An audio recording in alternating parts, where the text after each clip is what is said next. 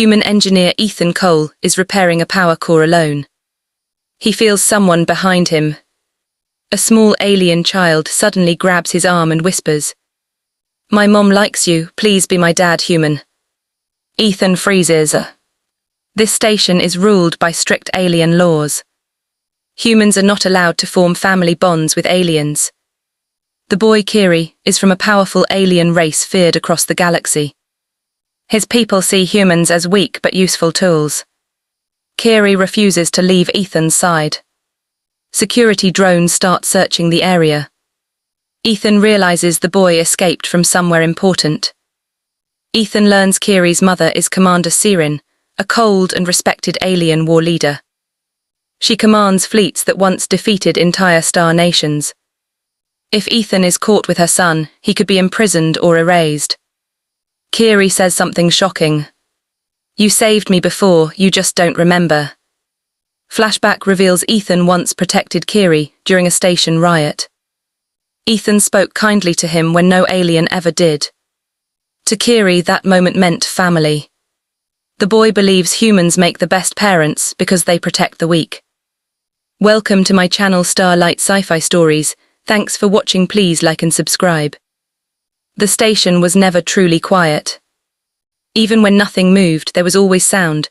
Low hums from power lines, soft clicks from metal walls cooling, distant echoes of alien voices passing through halls far away. Ethan Cole had learned to live with it. After 3 years on Outpost VX9, silence felt wrong. He wiped sweat from his forehead and leaned closer to the open power panel. Blue energy pulsed inside like a trapped heart. "Almost done," Ethan muttered to himself. He was alone, or at least he thought he was.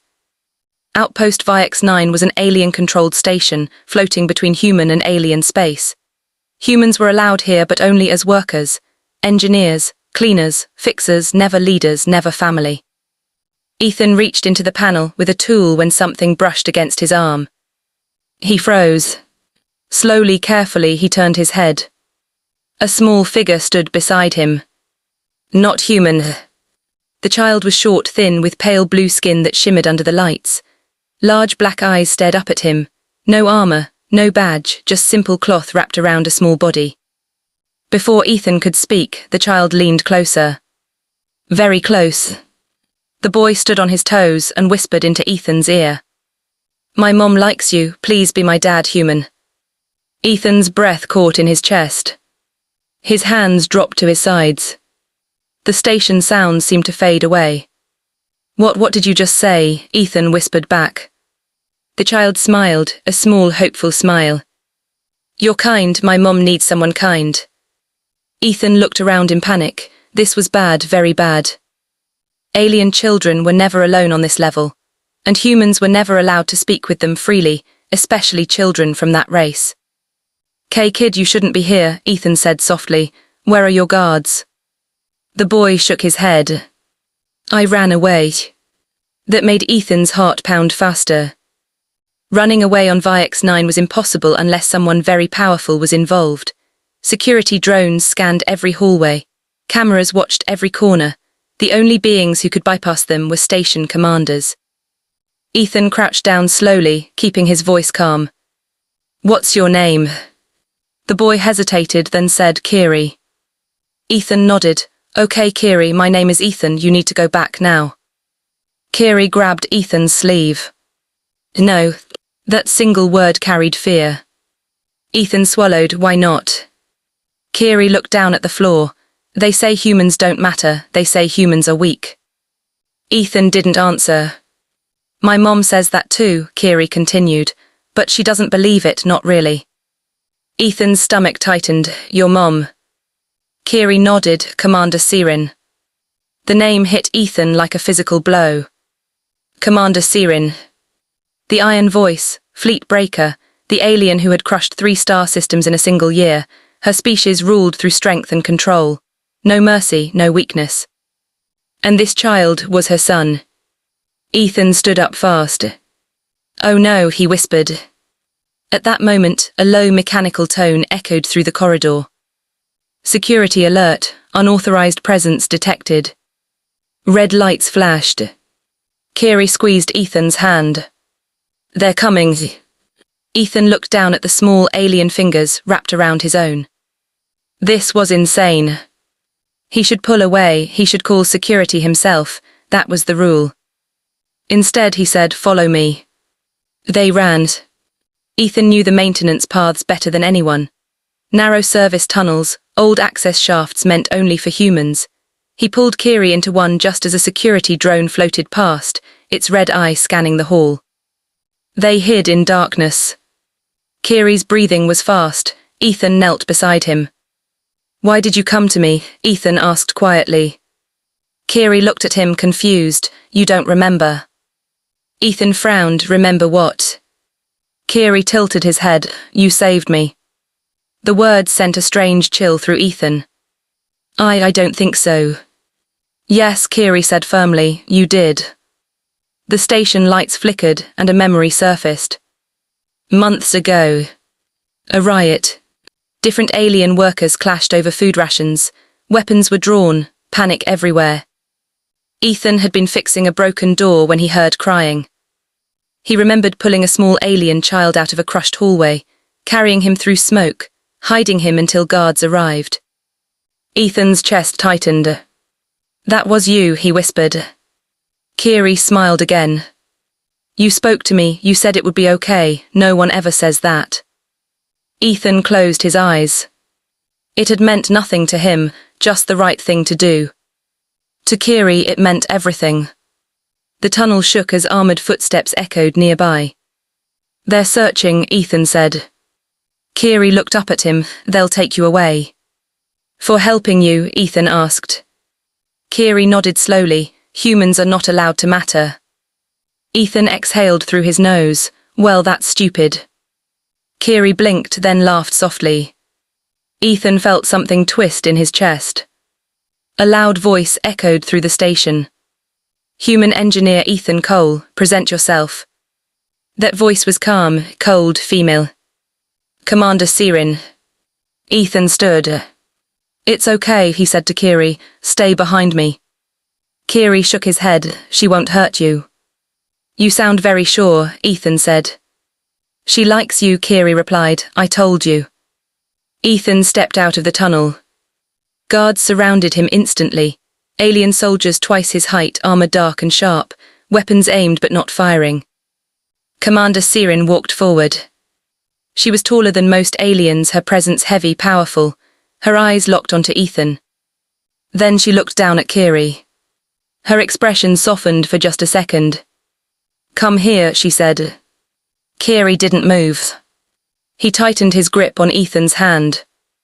Ethan didn't let go. Sirin's eyes narrowed, not in anger but in curiosity. "You disobey station law," she said to Ethan. "You hid my son." "I was just helping a kid who was scared," Ethan replied, voice steady. The guards shifted. Sirin studied him. "You are not afraid," she said. Ethan shrugged slightly. "I am," but he was more afraid. Silence followed. Then Sirin did something no one expected. She dismissed the guards. "Leave us," she ordered. They obeyed instantly. The corridor felt suddenly empty.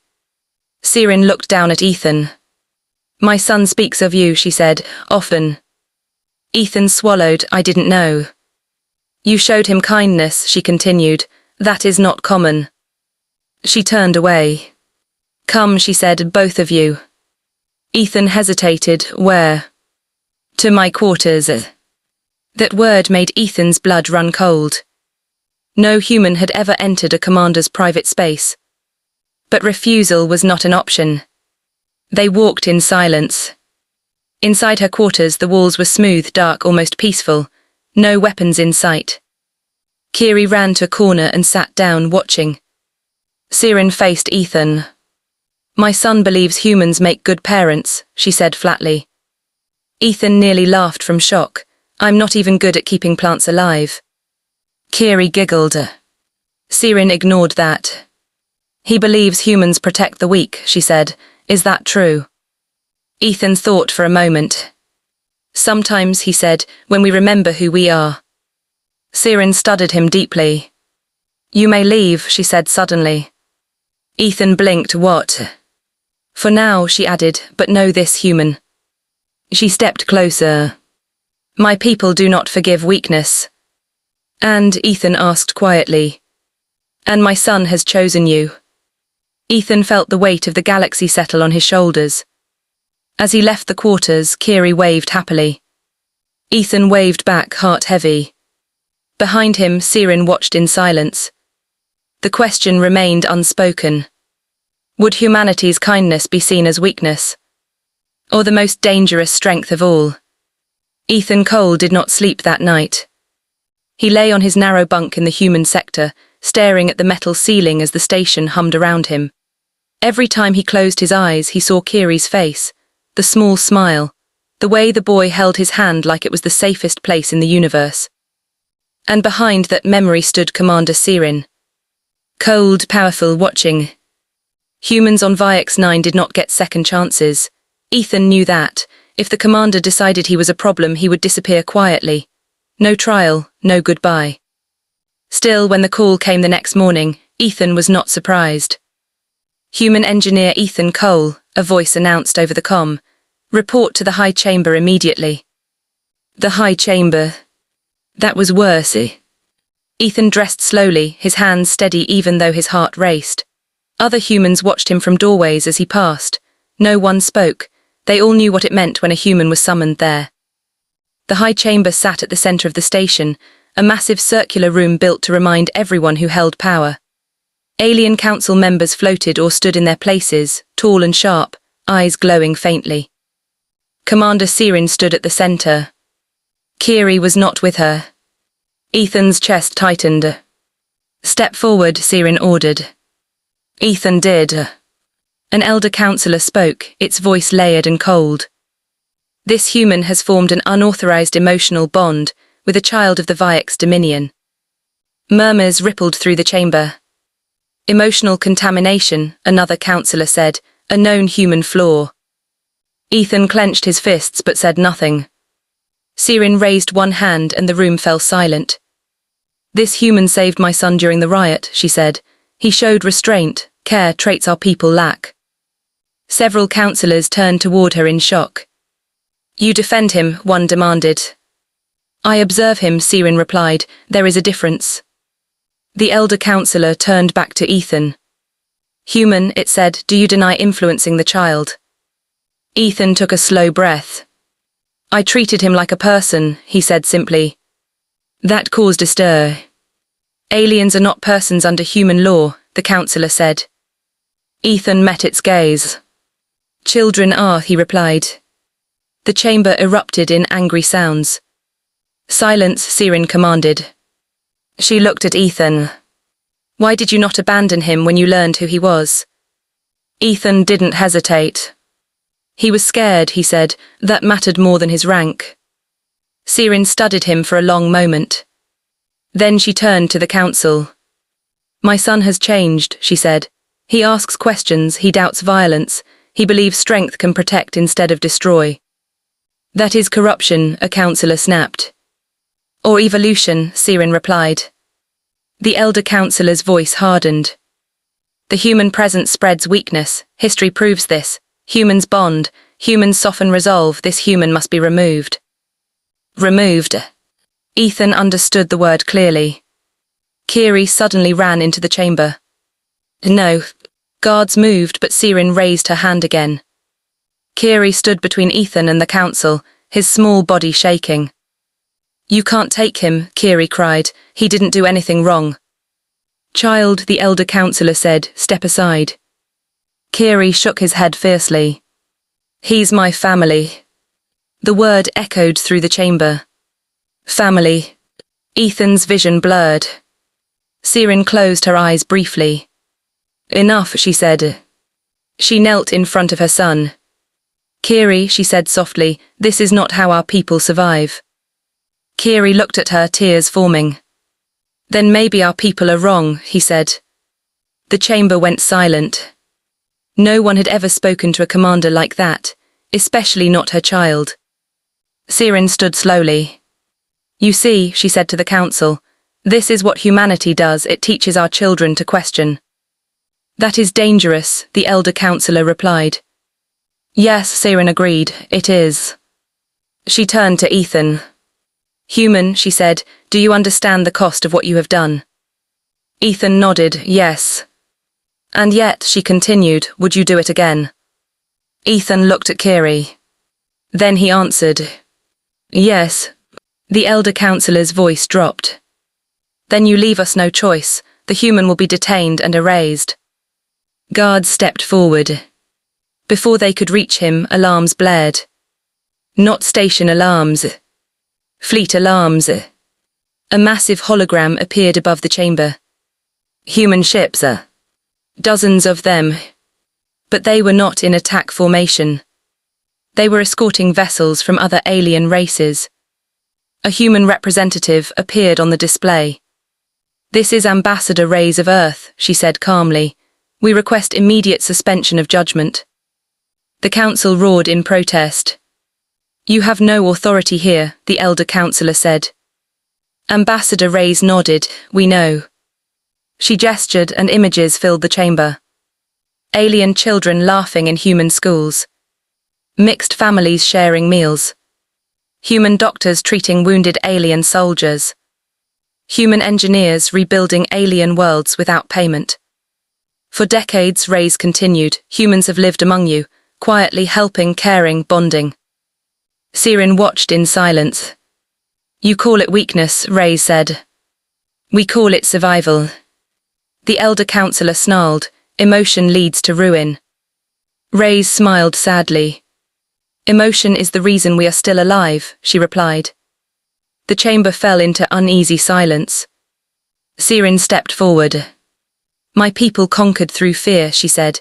Yet we are alone. Our children are raised by doctrine, not love. She looked down at Kiri. And still he chose a human. She turned to Ethan. Human, she said quietly, if I allow this bond to continue, you will never return to your old life. Ethan nodded. You may be hunted, hated, feared. Ethan knelt in front of Kiri. Kiri grabbed his shoulders. Will you stay, Siren asked, even if it costs you everything? Ethan looked at the boy. Then at the commander. I already chose, he said. The chamber erupted. Siren raised her voice above them all. Then I invoke my authority. Silence fell instantly. I name Ethan Cole, she declared, as guardian under Dominion law. The elder counselor recoiled. That role does not exist. It does now, Siren replied. She placed her hand on Kiri's head. And I recognize humanity as a protected emotional influence. The council could not speak. The law had been changed. Kiri hugged Ethan tightly. Ethan closed his eyes, holding him back. Outside the chamber, across the station, across the galaxy, something shifted. Not fleets, not borders, but understanding. Later, as Ethan and Kiri stood by a viewport watching the stars, Siren joined them. You have altered the path of my people, she said. Ethan smiled faintly, sorry. She studied him, then said, do not be. She looked at the stars. Strength alone built empires, she said, but you humans. She paused. You build families. Kiri leaned against Ethan. My dad, he said proudly. Ethan laughed softly. And far beyond the station, word spread. Humans were not the strongest. They were not the fastest. But they were something far more dangerous. They cared. And the galaxy would never be the same again. End.